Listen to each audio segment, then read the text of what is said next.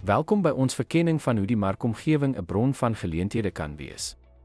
Ons sal delf in hoe besighede verskeie markaspekte vir groei en sukses kan benut in lyn met hul strategiese doelwitte. Dit is van kardinale belang om beide huidige en potensiële toekomstige mededingers te herken. Deur hul sterk en swakpunte te verstaan, kan besighede markgapings en geleenthede identifiseer en hul aanbiedinge onderskei om nuwe markgeleenthede te skep.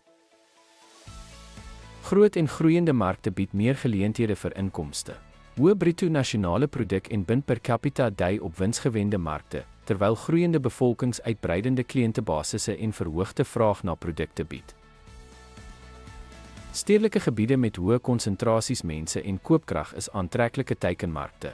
Doeltreffende tussengangers verbeter markbereik en produkbeskikbaarheid, terwyl sterk verhoudings met hulle tot beter markpenetrasie kan lei. Betroubare verskaffers verseker konsekwente produkgehalte en ondersteun besigheidsgroei. Sterk verskaffersverhoudings kan lei tot beter terme en geleenthede vir innovasie.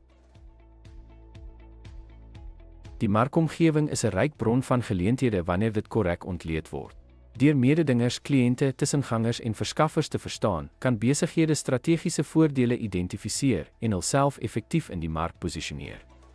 Dankie dat jy by ons aangesluit het.